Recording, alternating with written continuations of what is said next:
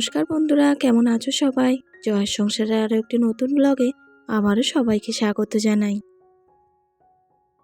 এই মঙ্গলবার সকাল এখন বাজে 7:30। ছেলে তো স্কুলে চলে গেছে। ওকে স্কুলের জন্য রেডি করিয়ে পাঠিয়ে দিয়ে এই তো আমি লেগে পড়েছি আমার সংসারের কাজে। তো যেমন প্রত্যেক দিনের কাজ সেগুলোই করতে শুরু করেছি। আজকে তোমাদের সঙ্গে ব্লগটা শুরু করেছি বাসন মাজতে মাজতে। এক গামলা ভর্তি বাসন। গতকাল যেহেতু সোমবার আর আমিষ খাওয়া হয়েছে, আর আজকে মঙ্গলবার নিরামিষ, তাই একটু বেশিই বাসনপত্র সব ধুতে হয়। তো সেই বাসনগুলো সব ধুয়ে নিয়ে এবারে চলে এসেছে এক বালতি ভর্তি আলু নিয়ে। তো এই ঠান্ডার মধ্যে জলের মধ্যে পা ডুবিয়ে এই আলু ধুতে একটু বেশি বিরক্ত লাগে। আবার এই নতুন আলু, প্রচুর বালি কাদা, মাজা ব্যথা হয়ে গিয়েছিল পুরো। তারপরে এই তো চলে এসেছি একদম পুকুর থেকে সোজা এই উপরে। আমার এই কষ্টের ভাগ কেউ নিতে পারবে না, জানো তো। আমি কেন, মাও, সকলকেই এই কষ্ট আমাদের করে যেতেই হবে।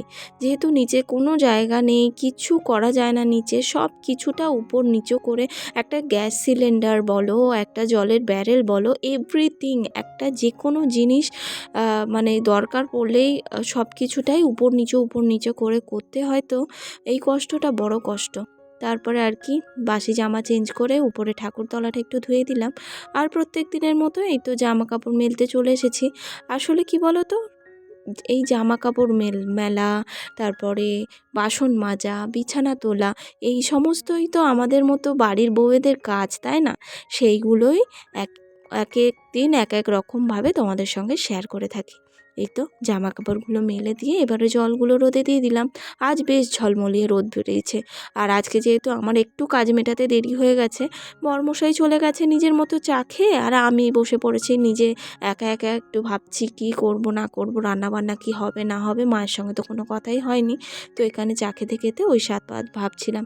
তারপরেই তো চলে গিয়েছিলাম নিচে মুছতে, ঘরটর মুছে নিয়ে সকালে যে বাসনগুলো সব ধুলাম সেইগুলোই তো জল বলিয়ে নিচ্ছি।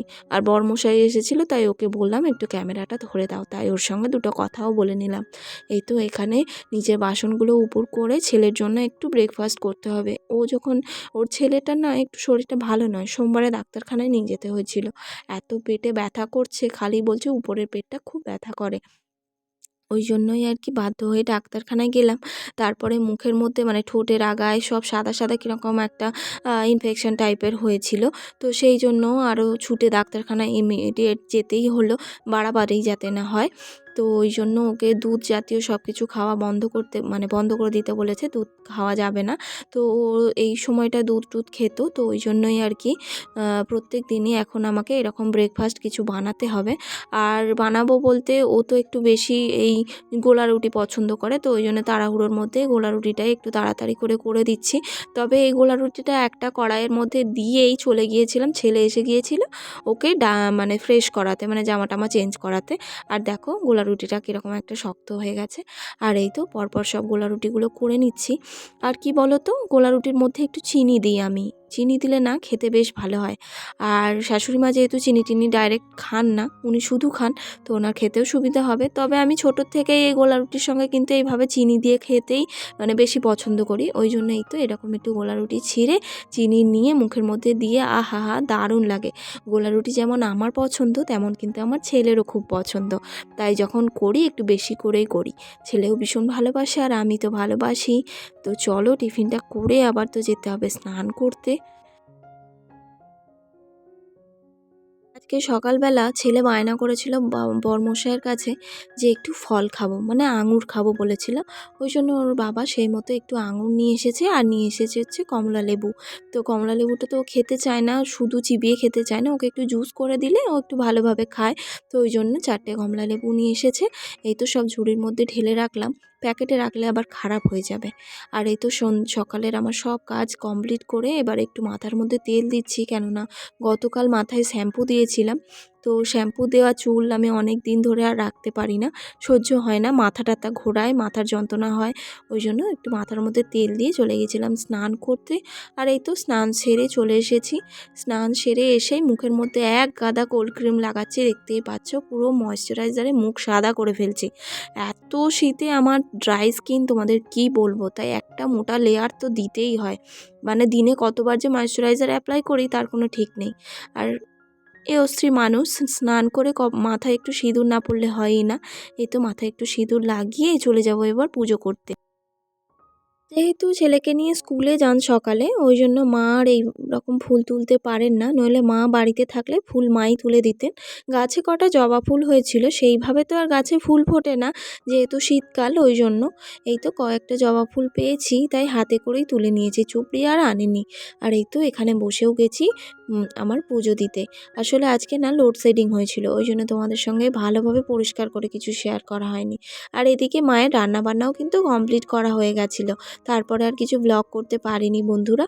এই তো দেখো মা এখানে, আজকে বললামই আজকে নিরামিষ, আর সত্যি কথা শীতের নিরামিষের খাবার বলতে আমার কাছে এই আলু ভাজা, সবজি ডাল সব থেকে বেস্ট। সবজি দিয়ে ডাল, আলু ভাজা, পোস্ত আলু ভাজা আর বেগুন ভাজা, শিম ভাজা, এই হয়েছিল মঙ্গলবারে দুপুরের নিরামিষ লাঞ্চ। তো আমার কাছে তো ভীষণ ভালো খাবার একটা। এই তো আমি এখানে খেয়েও নিচ্ছি, আর এই তো মাও বসে পড়বেন খেতে। আসলে কি বলো তো, নিরামিষ হলে না মানে আমাদের তো বাড়িতে খুব একটা প্রত্যেক দিন মাছ মাংস কিছু হয় না, তো নিরামিষ বলতে একদম পেঁয়াজ রসুন খাওয়া বন্ধ করতে বলেছে আর কি আমার বড়মশাইকে একজন। তো এই কারণেই আর কি আমাদের মঙ্গলবারটা, প্রত্যেক মঙ্গলবারটাই নিরামিষ হচ্ছে। ইভিনিং বন্ধুরা, খাওয়া দাওয়া মিটিয়ে এখন সন্ধে 7টা বাজে। এখন বসে পড়েছি সব, এই যে মা আর আমি মিলে তেলে ভাজা বানাবো। তো মাকে কুটে কাটে সব রেডি করে দিয়েছি, ফুলকপি, আলুর বড়া, তারপরে হবে হচ্ছে ওই যে কাশ্মীরি মির্চ না সিমলা মির্চ কি বলে জানি না, তো সেই লঙ্কাগুলো বাপি বাজার থেকে নিয়ে এসেছেন, ওইগুলো বেসনে ডিপ ফ্রাই হবে, বেসনের ব্যাটারে ডুবিয়ে ভালো খেতে হয়। আর সাথে হবে হিঞ্চের বড়া, তো হিঞ্চে আমি খাই না। আর এই তো মা এখানে দেখো একদম গোল গোল আলুর বড়া, ভীষণ ভালো লাগে খেতে। আর মায়ের হাতের মতো মুচমুচে ক্রিস্পি ফোলা ভাবটা আমি কিছুতেই নিয়ে আসতে পারি না, কেন কি জানি আমার যেন ঠিক ঠিক ভালোভাবে হয় না।